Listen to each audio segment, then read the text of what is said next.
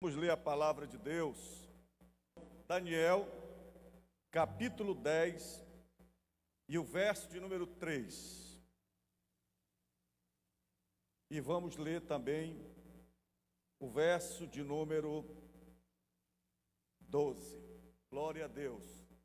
Para ficar melhor a leitura, vamos ler a partir do verso 1, por favor.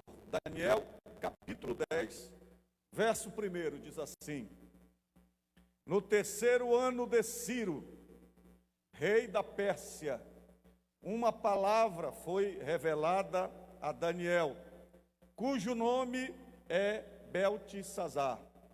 A palavra era verdadeira e envolvia grande conflito. Ele entendeu a palavra e teve entendimento da visão. Naqueles dias, eu, Daniel, fiquei de luto por 3 semanas. Não comi nada que fosse saboroso, não provei carne nem vinho, e não me ungi com óleo algum, até que se passaram as 3 semanas.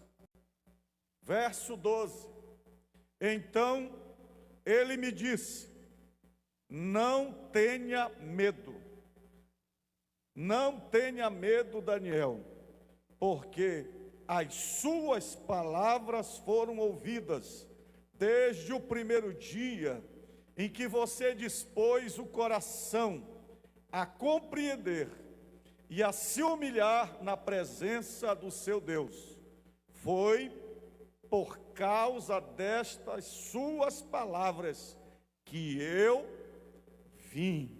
Glória a Deus. Diga assim comigo: há poder na oração e no jejum realizados ao Deus Todo-Poderoso. Já é mais ou menos, se eu não estou enganado, o 5º ano que nós estamos convidando a igreja para um propósito de 21 dias de oração e jejum. 21 dias para você desacelerar um pouco a vida, os compromissos, para você se dedicar a um tempo maior de comunhão com Deus, na oração e no jejum. A nossa igreja, ou a nossa convenção, a qual a igreja faz parte, realiza oração e jejum, assembleia solene de oração e jejum, do último domingo de cada mês ao primeiro domingo de cada mês. Já é um roteiro, onde nós mergulhamos no propósito de, findando o mês, iniciando outro mês, nós buscamos mais intensamente a presença de Deus. Porque nós entendemos que qualquer outra atitude ou prática que nós realizemos para alcançar a vitória, a oração e o jejum são os que produzem os maiores resultados aqui nesta terra e também, principalmente, diante do trono de Deus. E mais uma vez, eu quero insistir com vocês. A partir de amanhã, até o dia 6 de fevereiro, que você se junte a nós neste propósito. Se possível, venha aqui conosco orar durante o dia. Venha buscar a presença de Deus, o templo aqui fica aberto. Se você não pode vir em um dos momentos de oração, você pode vir em qualquer hora do dia. Mas amanhã, 6 da manhã, estaremos buscando a presença de Deus, ao meio-dia, às 16 horas e também à noite, às 19 horas. Nós estaremos aqui todas as noites, juntamente com os cultos, para orar e buscar a presença do Senhor Jesus. Principalmente, ore na sua família. Convide a sua esposa, os seus filhos, o seu esposo. Ligue para aquela pessoa que está mais necessitada de um propósito de Deus, que não sabe o que fazer. Diga para ela: olha, o pastor convidou a gente para buscar a presença de Deus. Não importa se ele não é crente, não importa a religião a qual ele pertence. Diga: olha, o pastor está convocando durante 21 dias, nós vamos buscar a presença de Deus. Ao Deus onipotente, onipresente e onisciente. E eu quero te convidar, você de qualquer lugar do Brasil, que quer se juntar a nós neste propósito. O que eu tenho que fazer, pastor? É só orar e jejuar. Pastor, eu não posso vir aqui na igreja, não tem problema. Ore na sua casa, ore no seu trabalho, ore da maneira como você puder, mas busque a presença de Deus. Junte-se a nós. Aqui nesse texto, nós encontramos Daniel buscando a presença de Deus, orando e jejuando. E o texto diz que é no 3º ano do reinado do rei da Pérsia, chamado Ciro. Nos nossos dias, para você entender, é como se fosse os Estados Unidos. A Pérsia dominava a terra. Neste exato momento, Daniel, ele aproximadamente estava com seus 80 e poucos anos. Você sabe que Daniel foi levado para a Babilônia, e ele conta isso no capítulo 1 do seu livro, como um dos primeiros que foram levados como resultado do cativeiro babilônico. E durante 70 anos, Daniel esteve na Babilônia como escravo. E juntamente com ele, milhares de judeus que foram levados da terra de Israel, cativos para a Babilônia. Entre eles estava o profeta Ezequiel. Os dois foram contemporâneos, sendo que Daniel, na época em que chega na Babilônia, ele tinha aproximadamente 12 anos de idade. O profeta Ezequiel deveria ter em torno de 30 anos de idade. E um outro profeta, que era contemporâneo no início do cativeiro, que era mais veterano, possivelmente com seus 60 e poucos anos, que era o profeta Jeremias.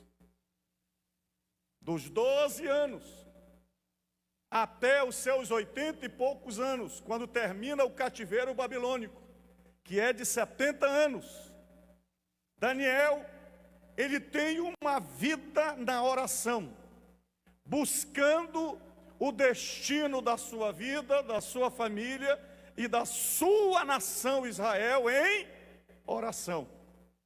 Capítulo 1 do livro de Daniel, ele já chega na Babilônia com um propósito. Quando ele é selecionado pelo rei Nabucodonosor, entre os outros escravos, porque ele era bonito, porque ele era inteligente, porque ele era nobre, porque ele era uma pessoa que se destacava, ele e outros rapazes, Sadraque, Mesaque, Abednego, Misael, Ananias, Azarias, foram levados para o palácio para serem treinados, para trabalhar na corte. E depois do treinamento, eles seriam utilizados no trabalho real. Mas Daniel já chega na Babilônia com um propósito de não se contaminar com as iguarias do rei. E Daniel consagra a sua vida a Deus. Olha, bem novinho, adolescente. Mas desde adolescente, Daniel já conhece o poder da oração e do jejum na presença de Deus. Escute uma coisa. Em cada capítulo do livro de Daniel, você encontra Daniel vivendo a Babilônia como estadista, como político, como líder. Por exemplo, no capítulo 6 do livro de Daniel, já no reinado de Dário, que é um Medo, Dário é enganado pelos seus subordinados. Os outros presidentes, que Daniel era o terceiro, é enganado num plano ardil para condenar Daniel. E eles fizeram com que Dário fosse tomado pelo orgulho e disseram que o rei assinasse uma lei que durante naquele período, quem adorasse qualquer outra pessoa, qualquer outro nome, seria lançado aonde? Na cova dos leões. E diz a Bíblia, lá está Daniel, não mais com 12 anos, talvez já tivesse 40 anos, 50 anos, não dá para saber pela história, mas o império de Nabucodonosor já tinha passado. Agora é o período dos medos e dos persas. Mas diz a Bíblia que quando Daniel soube do decreto, o que é que ele faz? O que é que ele faz? Ele faz o que fazia sempre: orar e jejuar. E diz o texto, está lá no capítulo 6 de Daniel, quando ele soube da lei, da punição, de que se alguém adorasse qualquer outro nome, qualquer outro Deus, seria lançado na cova dos leões. Diz a Bíblia que Daniel vai costume de manhã, de tarde e de noite.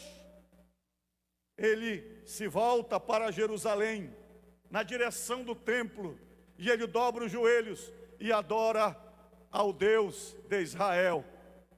Escute uma coisa interessante. Daniel, apesar de muito ocupado, de muitos afazeres, mas ele buscava a Deus de manhã, ele buscava a Deus de tarde, e ele buscava a Deus à noite. Eu li um livro interessante chamado Ocupado Demais para Deixar de Orar. Ocupado demais para deixar de orar. Porque geralmente quando alguém diz que não ora ou não jejua, é porque não tem tempo. Mas a inteligência espiritual nos diz que se você orasse antes de escolher o seu namorado, orasse antes de noivar, jejuasse antes de casar, orasse, jejuasse antes de dar aquela decisão para ser sócio daquela pessoa, se você orasse, jejuasse antes de fazer aquela viagem, se você orasse, jejuasse para Deus te dar entendimento sobre aquele negócio, aquela compra, aquela venda, você teria a revelação, você teria o conhecimento daquele que sabe tudo, pode tudo, daquele que tem um conhecimento do passado, do presente e do futuro. Quando você ora e jejua a Deus, você está falando com a pessoa que já sabe do final da tua vida. Ele já sabe do final do teu casamento. Ele já sabe do final da tua história. Ele já sabe de tudo.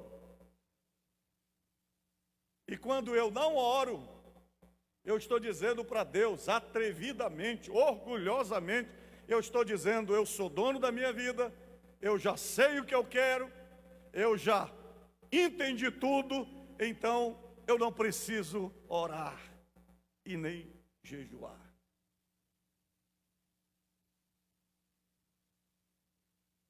Daniel é jogado na cova dos leões, porque na verdade o que os outros liderados do rei queriam era a morte de Daniel. Porque diz a Bíblia no capítulo 6, que Daniel tinha um espírito de excelência. Ele era um homem íntegro na sua família, no seu trabalho, e eles não encontraram nada para acusar a Daniel. E disseram, nós só vamos encontrar algum motivo para derrotar Daniel se nós mexermos no relacionamento entre ele e Deus. Porque ele é fiel em tudo, inclusive no relacionamento com Deus. Por isso eles fizeram a lei. E diz a Bíblia que Daniel então foi pego no flagra, jogado na cova dos leões, e o rei que assinou o decreto passou a noite toda orando, a noite toda jejuando, um medo, porque ele amava Daniel, mas ele não podia mudar a lei. E quando é pela manhã, o rei vai lá na boca da cova e grita: Daniel, o teu Deus, a quem tu confias, te guardou, te livrou da boca dos leões. E Daniel grita de lá: eu estou vivo, ó rei, glorificado seja o nome do meu Senhor, que me guardou da boca dos leões. Sabe o que acontece? Todos aqueles presidentes, todos os que maquinaram o plano, são reunidos e jogados na cova dos leões. Quando eu olho aqui o capítulo 10, Daniel dependendo da oração e de Deus. Sabe qual é o nosso problema? E aqui eu não vou falar para o mundo, não. Eu não vou falar para as pessoas que não são crentes. Eu vou falar para a igreja. Porque a maioria de nós crentes, inclusive nós pastores, confundimos maturidade espiritual com tempo de religiosidade. Eu ouço alguns crentes dizerem: para que jejuar e orar? Eu já tenho 10, 20 anos de crente. Eu já tenho 50 anos de crente. Eu leio muito a Bíblia. Eu tenho uma folha religiosa diante de Deus. Orar e jejuar é para esse pessoal aí que não tem muito habilidade espiritual. Maturidade espiritual não tem nada a ver com religiosidade e nem com conhecimento bíblico. Orar e jejuar tem a ver com maturidade espiritual. E o que é maturidade espiritual? É você depender cada vez mais de Deus. Maturidade espiritual é você depender cada vez mais de Deus. Quando eu olho aqui nesse texto para Daniel, no capítulo 10, e quando eu olho Daniel do capítulo 1, já falei para vocês, é o Daniel adolescente, jovenzinho, dizendo, enfrentando Nabucodonosor, enfrentando um processo seletivo, que tinha que comer a melhor comida, comer o manjar do rei para todo mundo ficar gordinho, forte, receber a vitamina do Nabucodonosor para ficar parecido com ele. E a gente vê um garoto atrevido de 12 anos dizendo: eu sou a contracultura, eu não vou confiar e não quero nada da Babilônia, porque maior na minha vida e melhor para a minha vida é o meu Deus. Então, pode colocar aí hortaliças, pode colocar aí para mim um bom prato de fruta, não me contaminarei com as iguarias do rei. E talvez, se você ler assim de forma precipitada, você pense que Daniel estava sendo, na nossa linguagem, metido a besta. Não. É que naquela época, toda a comida do palácio era consagrada primeiro ao Deus. Quem era o Deus? Nabucodonosor.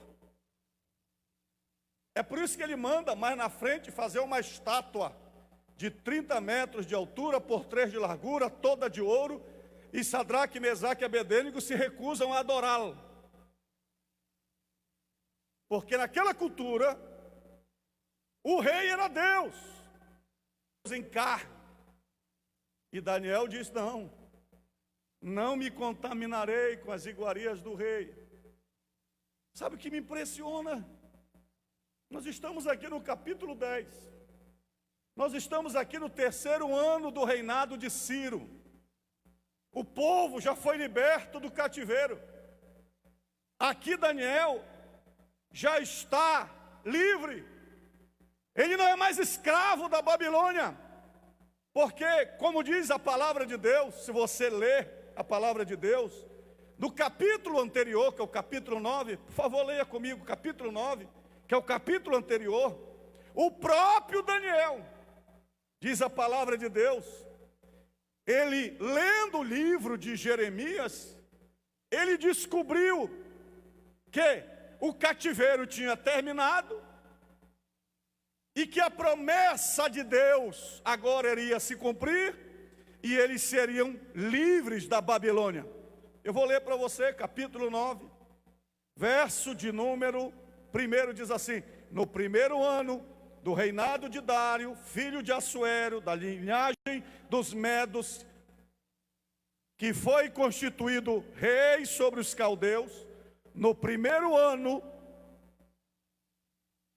do seu reinado, eu, Daniel, entendi pelos livros que, de acordo com o que o Senhor havia falado ao profeta Jeremias, a desolação de Jerusalém iria durar 70 anos. Se você for para Jeremias, capítulo 25, verso 11 e o verso 12, que era o profeta contemporâneo dele, quando escreveu, mas aqui Daniel já está 70 anos depois. Significa que Jeremias já estava morto há muito tempo. Só estava escrito no livro de Jeremias. Então Daniel pega o livro de Jeremias e diz, era 70 anos, eu já estou 70 anos aqui na Babilônia. Então, a promessa já se cumpriu, acabou o nosso juízo, acabou o cativeiro. O que é que Daniel faz? Veja o verso 3. Voltei o rosto ao Senhor Deus, para o buscar com oração e súplicas, com jejum, vestido de pano de saco e sentado na cinza, porque naquela época o povo levava tão a sério o jejum, que quando eles se entregavam a um período de quebrantamento e humilhação diante de Deus, eles tiravam as roupas comuns de festa e eles vestiam uma espécie de roupa feita de linho grossa, uma roupa que não era muito agradável, ou uma roupa que não era muito confortável, porque o propósito era tirar o prazer, o comodismo, era ficar acordado para buscar a presença de Deus. E diz o texto, com jejum, vestido de pano de saco e sentado na cinza, e orei ao Senhor meu Deus, e fiz a seguinte confissão. Eu não vou ler todo o texto, porque ele é longo, vai até o verso de número 19. Mas o que é que Daniel pede a Deus? Ele pede perdão, ele confessa o pecado do povo, que fez com que eles fossem para a Babilônia, 70 anos antes, e Daniel está dizendo, Senhor, verso 19, ó Senhor, ouve, ó Senhor, perdoa, ó Senhor, atende-nos e age, não te demores, por amor de ti mesmo, ó meu Deus, porque a tua cidade e o teu povo são chamados pelo teu nome. Daniel está dizendo, Senhor, perdoa-nos, Senhor, ouve-nos, Senhor, Tu és maior do que a Babilônia, Senhor, Tu és maior do que os medos, Senhor, a história é escrita por Ti, Senhor, nós só estamos aqui porque o Senhor nos disciplinou, Senhor, mas acabou o cativeiro, Senhor, cadê a promessa, Senhor, chegou a hora, age, Senhor. Ele está fazendo isso em oração e jejum. Às vezes a gente faz isso para o advogado, às vezes a gente faz isso para o agiota, às vezes a gente faz isso diante de um médico, às vezes a gente faz isso para que mais? Para arranjar emprego, fica se humilhando, porque quem não se humilha na presença de Deus, vai se humilhar para outras pessoas. A homem não chora. Um dia eu vi um rapaz falar para mim, se vocês crentes são todos abestados, mão de homens, arrão, chorando. Isso é verdade. Na presença de Deus. É o que Daniel está fazendo aqui, 70 anos depois. No primeiro ano do reinado de Ciro. E você vai ver que Deus vai atender a oração de Daniel. Quando você lê Esdras, capítulo 1, verso 1, diz a Bíblia que Deus desperta o espírito de Ciro. Qual é o ano que eu falei? Hein? Primeiro ano do reinado de Ciro.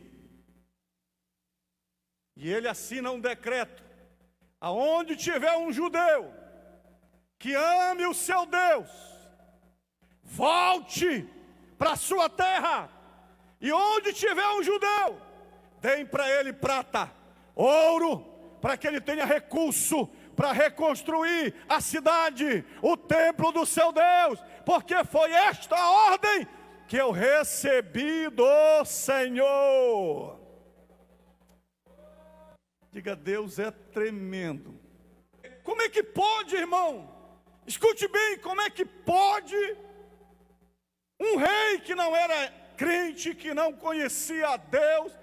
Pode ler a história. Ciro era até considerado um rei perverso, ele era um subjugador, ele dominava as outras nações, mas ele escreve, está na história, capítulo 1 do livro de Esdras: o Deus de Israel tocou no espírito de Ciro e disse: liberta meu povo, deixa meu povo ir. Eu queria que você levantasse a mão e desse glória a Deus.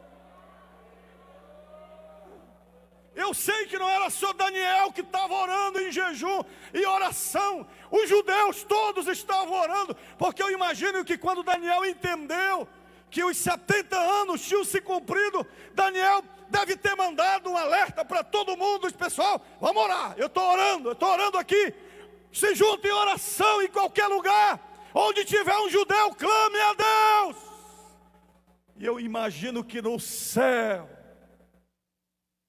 Deus disse: olha o clamor do meu povo, eles aprenderam a lição do cativeiro, que não podem depender de qualquer outra pessoa. Olha o povo orando e adorando, e Deus disse: eu vou despertar o espírito de Ciro, e num dia,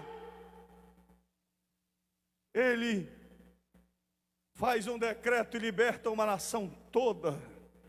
Não precisou de nenhum exército, de nenhuma flecha, de nenhum fuzil, não precisou de bomba atômica, não precisou de nada, porque essas armas não tinham na época mesmo, mas eu estou dando para você entender, não precisou de nada. Deus foi no coração de Ciro e falou com ele: liberta meu povo. Aí eu quero profetizar aqui nessa noite, que Deus pode falar ao coração do teu marido. Se falou ao espírito de Ciro, pode falar ao coração do teu marido, do teu filho que está nas drogas, daquele homem que não te paga, daquela conta que está lá na justiça, daquele juiz perverso que não julga a tua causa. Quando você começar a orar e a jejuar e dizer: Senhor, não é justo, essa causa não é justa, eu estou sendo perseguido, Senhor, faz alguma coisa, Senhor, Tu és maior do que Ciro. Esdras, o livro de Esdras é o livro de um sacerdote que escreve a história do retorno do povo à terra da promessa, e o livro começa com a ordem de Ciro dizendo: o povo está liberto. Sabe, queridos, oração e jejum. Eu tenho que ser muito claro, eu espero não ser mal entendido, mas eu vou falar um negócio muito sério para vocês. Eu defendo que o crente deve ser cidadão do céu e da terra, que o crente tem que votar direito, que enquanto nós vivermos aqui na terra, os céus são os céus do Senhor, mas a terra Ele deu aos filhos dos homens. Eu defendo que o crente ele tem que ser líder até da associação do seu bairro, não pode ser trouxa, não pode ser enganado lá pelo condomínio, deixar um ímpio dizer que você não pode orar lá dentro do seu condomínio, não pode fazer adoração ao Senhor. E isso vai em todas as áreas da vida, que nós devemos defender o nosso direito como cidadãos, nas nossas leis, de não admitir aborto, de não admitir ideologia de gênero, de não admitir a legalização das drogas, de não admitir casamento entre pessoas que não amem e não valorizem a família, tudo isso. Mas vou dizer uma coisa para vocês: nós temos um limite. Qual é o limite? Que nós não vamos fazer o mesmo jogo sujo que essa turma faz.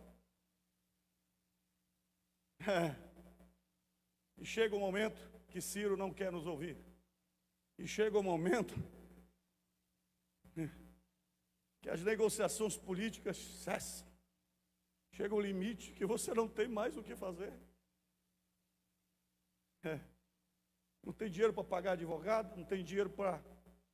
Está no final. O ímpio que não tem Deus, ele já diz, prepara uma arma para mim que eu vou dar um tiro na cabeça. O ímpio entra em depressão, entra em desespero. O crente não. Quando as portas se fecham aqui na terra, é isso que Daniel está fazendo. Acabou o cativeiro. 70 anos de cativeiro se acabou. Quem é que vai dizer isso para Ciro?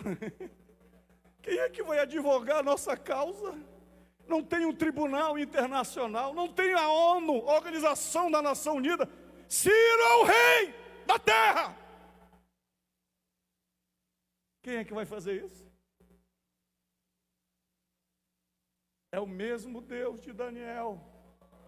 Sabe o que significa o nome Daniel? Deus é o meu juiz. Se você ler o capítulo 1, capítulo 2, capítulo 3, capítulo 4, capítulo 5, capítulo 6, capítulo 7, 8, 9, 10, 11, 12, em todos os capítulos do livro de Daniel, Daniel só tem uma máxima: o reino eterno pertence ao Senhor nosso Deus. O seu trono é eterno. O seu trono é maior do que todos os reinos do mundo. Ah, querido, quando Daniel mete o dedo na cara de Nabucodonosor, quando ele interpreta os sonhos e diz: Nabucodonosor, Deus manda te dizer que você vai comer capim como vaca, porque você se orgulhou na presença dele, e o Deus eterno vai te dar uma lição, até que você reconheça que ele é Deus.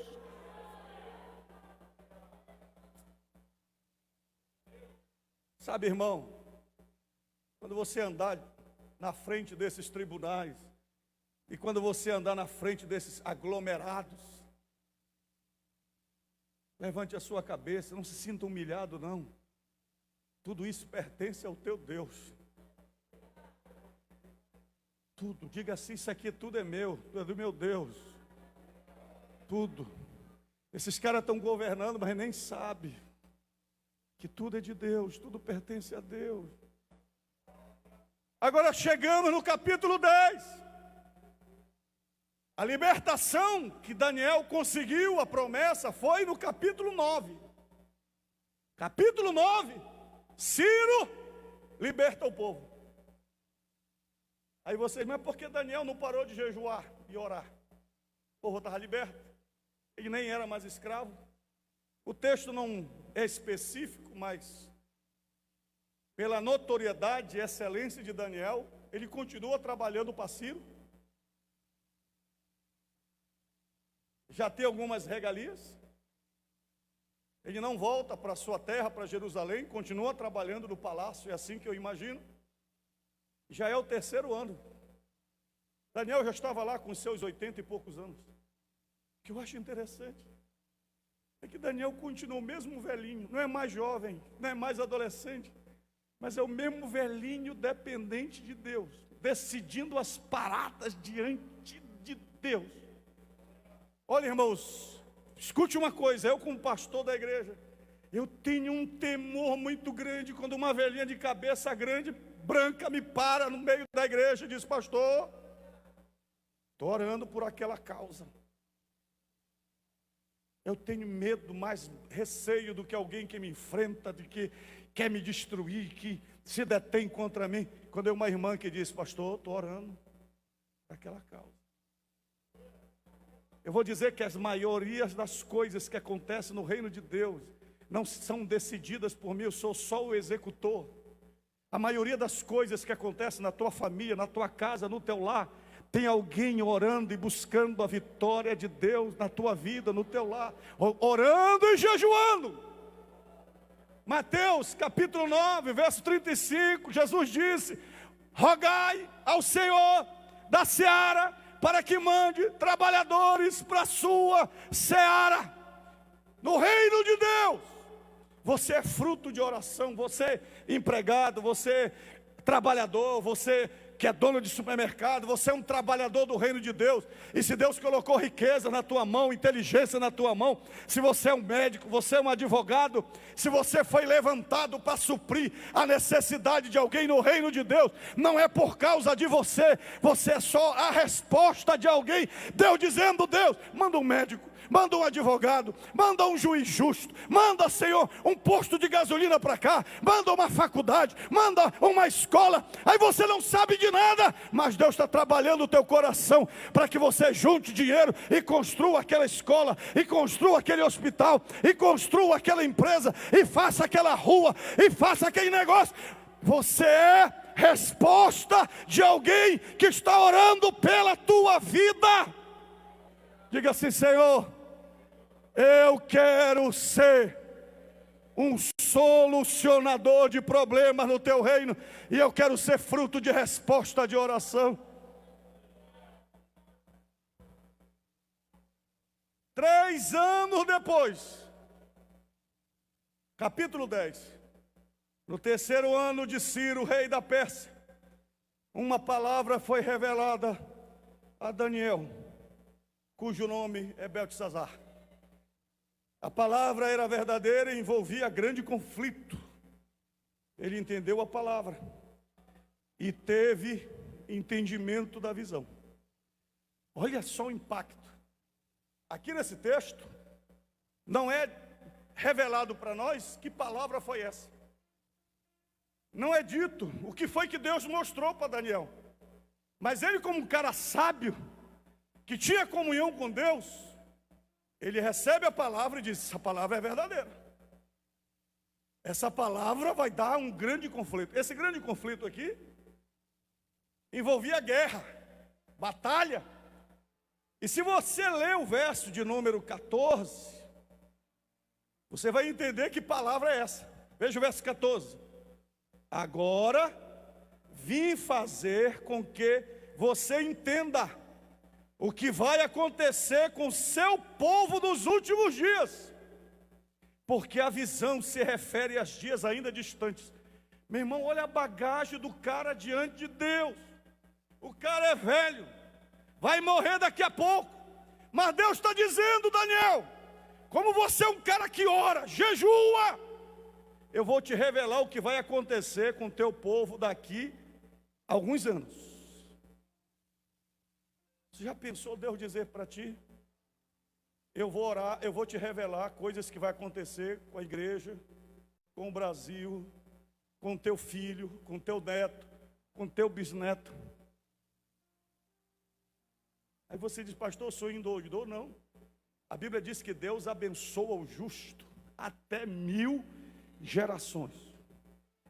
1000 gerações. Pega na mão do teu irmão que está do teu lado e diga para ele: Deus abençoa o justo até 1000 gerações. Se você for crente abençoado por Deus, Deus tem um compromisso de abençoar a tua geração. Deus abençoa Isaac, Jacó e abençoa Israel até hoje por causa de Abraão.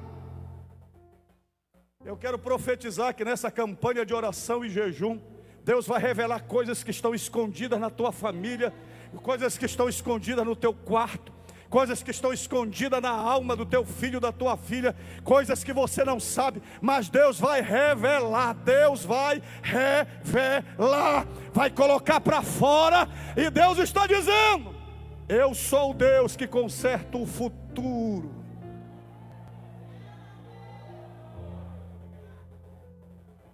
A palavra é verdadeira.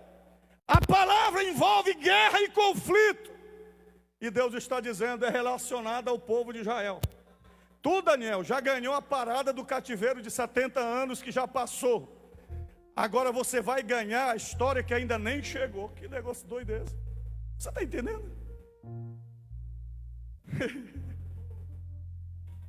Por que Deus revela para Daniel o futuro? Porque Deus está dizendo para Daniel: Daniel, eu posso mudar esse futuro. É assim que eu acredito. Talvez exista uma palavra verdadeira e de grande conflito relacionado ao teu casamento, relacionada ao teu filho, relacionada à tua empresa. Mas se você orar e jejuar, Deus pode mudar essa história e reescrevê-la. Quem acredita nisso? Olha a atitude de Daniel. Naqueles dias, eu, Daniel, fiquei de luto. Ele nem usa a palavra eu jejuei, porque a revelação é tão profunda nele, que ele se sente morto. Ele diz: eu vou morrer para os meus prazeres, vou morrer. Digamos que Daniel gostasse de bola, né? Esporte. Eu vou ficar de luto para a bola, eu vou ficar de luto para o meu açaí, eu vou ficar de luto para aquela costela gostosa. Eu vou morrer. É essa expressão literal. Ele está dizendo que a palavra é tão séria, a revelação é tão poderosa, que ele diz: eu vou morrer na presença de Deus, e eu só vou ressuscitar quando ele vier com a resposta dizendo o que ele vai fazer com o futuro de Israel.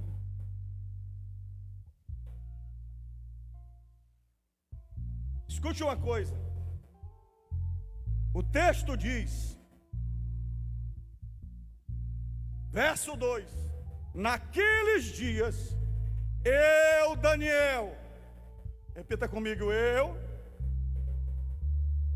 não, diga o seu nome, diga: naqueles dias, eu, Enaldo,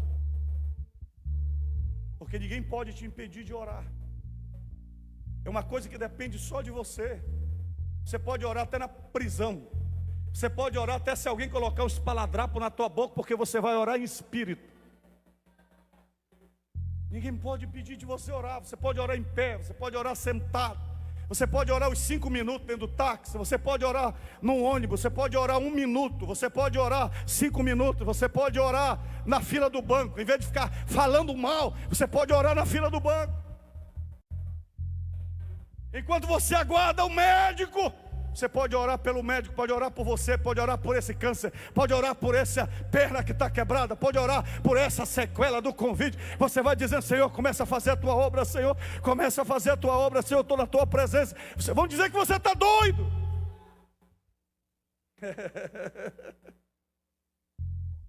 Eu, Daniel, eu não oro porque minha mulher não deixa, eu não oro porque meu patrão não deixa. Vamos acabar com essa história. Você é o único responsável pelo teu fracasso espiritual. Bata-se no peito. Bata, tenha coragem. Bata-se no peito. Diga: eu sou o único responsável pelo meu sucesso e pelo meu fracasso diante de Deus. Eu vou dizer uma coisa para você muito séria. Eu posso orar por você. Quase todo dia eu recebo mensagem no WhatsApp, no Facebook, pessoas que pedem oração. Agora eu vou dizer uma coisa para você: a oração mais importante diante de Deus não é a oração do teu pai, não é a oração da tua mãe, não é a minha oração. A oração mais importante de Deus é a oração que você faz. Ninguém pode te substituir diante de Deus. Fale errado, mas ore. Fale teologia errado, mas fale. Fale da tua essência, do teu coração. Oração é conversar com Deus, é dialogar com Deus, é colocar todas as tuas vísceras diante de Deus, o teu coração, a tua alma, sem fingimento, sem hipocrisia. Deus não quer que você chegue diante dele: ó Senhor soberano, Deus todo-poderoso, escolhendo as palavras. Não, Deus quer o Daniel, Deus quer você. Mateus capítulo 6, Jesus disse: fecha a porta do teu quarto e ora, e o teu pai que te vê em secreto, só você e ele lá. Eu já vi gente na igreja que vê seu irmão está olhando. Aí seu irmão está olhando, ele olha. Seu irmão parar de olhar aí. Se você chegar na igreja, não espere ninguém dobrar o joelho. Dobre o seu joelho. O culto atrasou, aproveite para orar. Você não veio por causa do pastor, você não veio por causa da orquestra. Aliás, o culto não é para você.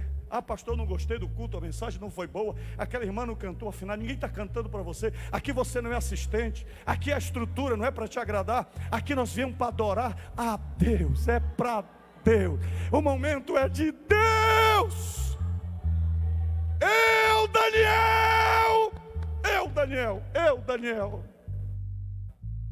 Daniel. Que foi que ele fez? Naqueles dias, Daniel, fiquei de luto, eu morri por 3 semanas. Você consegue morrer? Tem gente que não consegue morrer. Ah, pastor, eu não tenho tempo. Eu também não tenho tempo. Peguei Covid dia 4 de dezembro, passei 2 semanas trancado em casa. Não tenho tempo. Morreu. Achou tempo, morreu.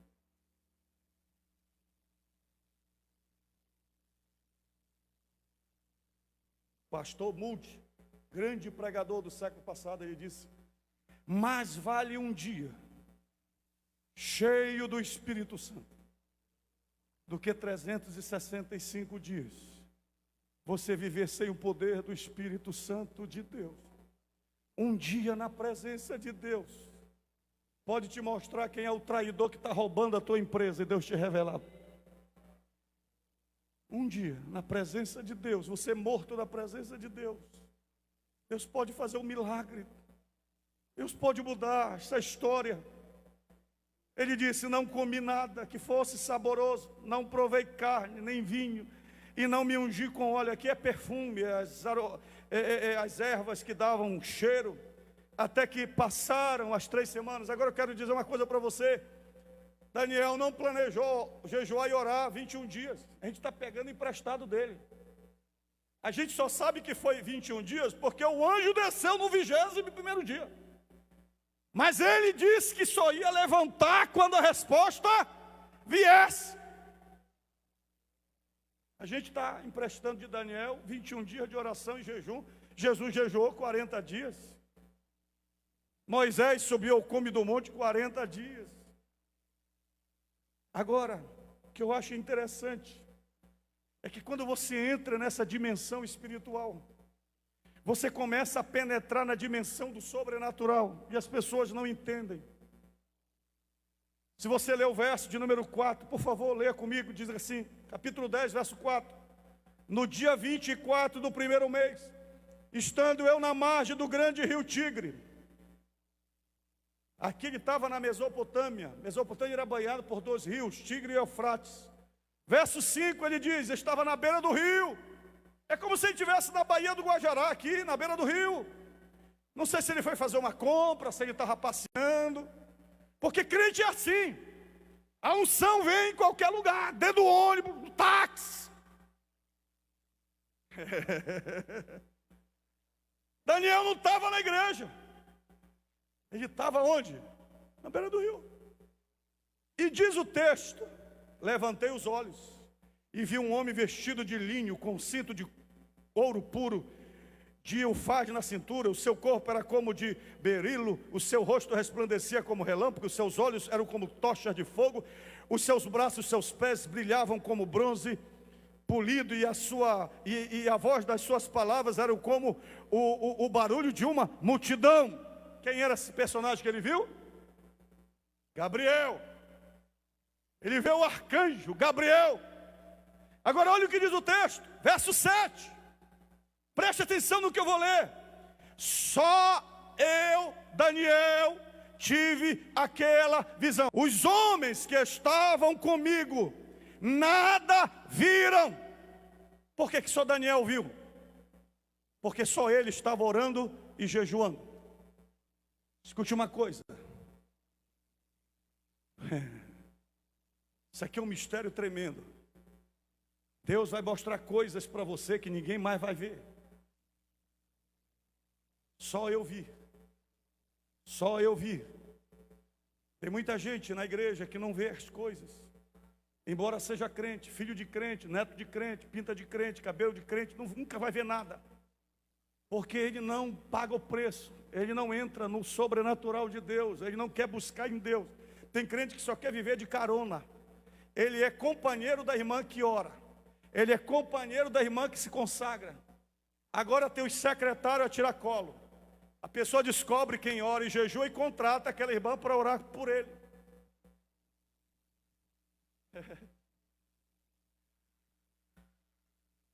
Escute o texto. Olha o que diz o texto.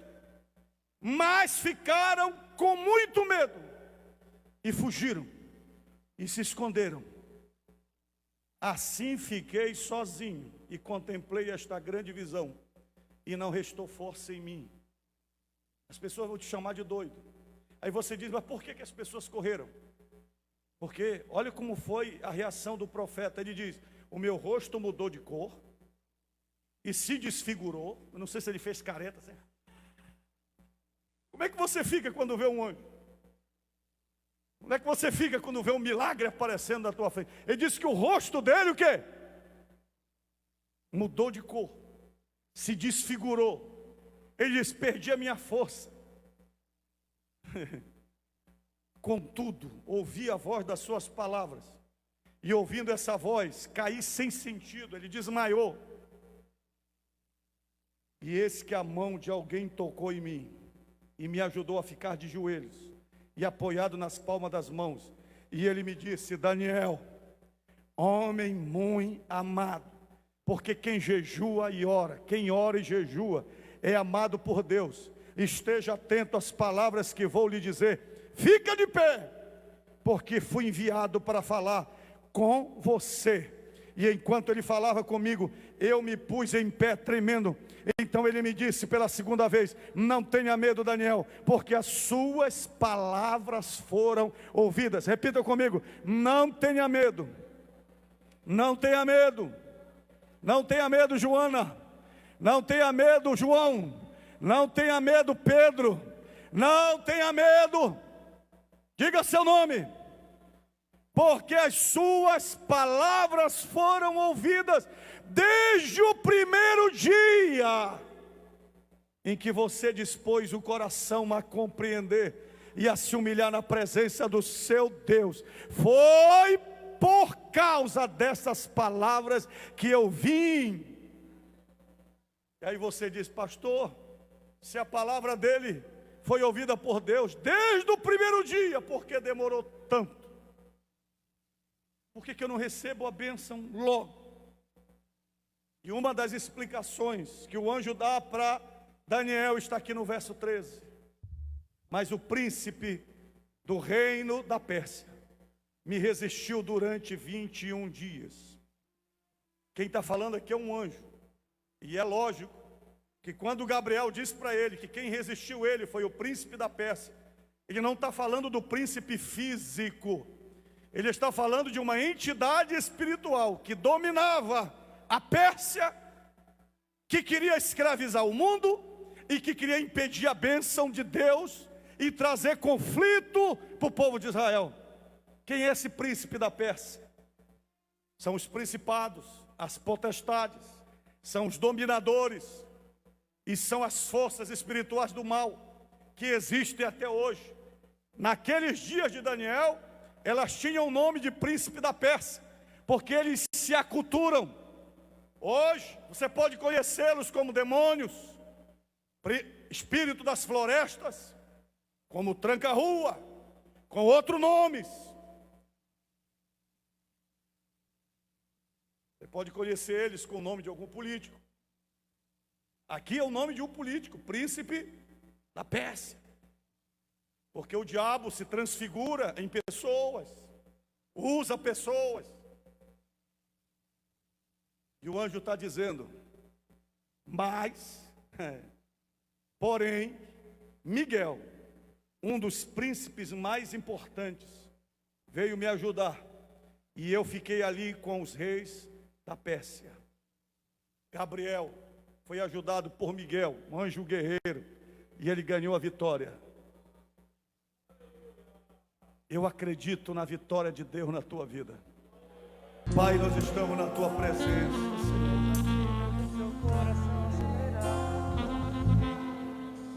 Como Daniel, Senhor, nós acreditamos e cremos que todas as respostas estão em tuas mãos. O teu trono é eterno, o teu poder está acima de tudo e de todos. Tu és onipotente, tu és onipresente, tu és onisciente, Senhor. Tu podes tudo, tu estás em todos os lugares e tu conheces todas as coisas. A palavra que o Senhor está revelando a nós nesta noite, através da vida de Daniel, Senhor, nós não devemos nos impressionar com o que está acontecendo no mundo, mas, Senhor, confiar em Ti. Basta uma palavra Tua, Senhor, a mesma palavra que mudou o espírito de Ciro, a mesma palavra que mudou o coração de Nabucodonosor, é a mesma palavra hoje de sentença que nós queremos no Teu trono, Senhor. Olha a lágrima do Teu filho e da Tua filha, daqueles que estão orando comigo aqui nesta noite, mas também daqueles que estão orando comigo através da rádio, através das redes sociais, daqueles que estão em qualquer lugar, no hospital, quem sabe nas prisões, no meio de alguma injustiça, no meio das aflições. Alguém que está como Daniel, sozinho, talvez até sendo xingado, até mal incompreendido, até fugindo, Senhor, se escondendo, mas o Senhor tem a resposta.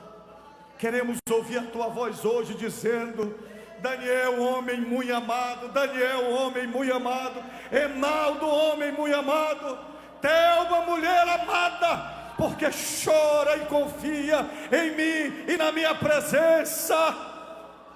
Da Tua vitória, Senhor, esta doença, este câncer, seja qual for o problema, Senhor, seja Covid, seja qualquer outra doença que o médico tenha dado como ultimato de limite da ciência, mas nós somos imortais, Senhor, até que se cumpra todos os propósitos da nossa vida. Então, Senhor, nesses 21 dias de oração e jejum, nós queremos fazer como Daniel, nós queremos morrer para nós, para os nossos prazeres, para os nossos apetites, queremos morrer para a nossa sabedoria, para o nosso conhecimento, Senhor. Queremos nos anular na Tua presença, queremos, Senhor, chorar diante de Ti, queremos admitir a nossa incompetência, queremos admitir a nossa ignorância, queremos admitir que nós não podemos nada, Senhor, mas o Senhor pode tudo, meu Pai. Em nome de Jesus, eu Te louvo e Te agradeço, Senhor, em nome de Jesus, amém.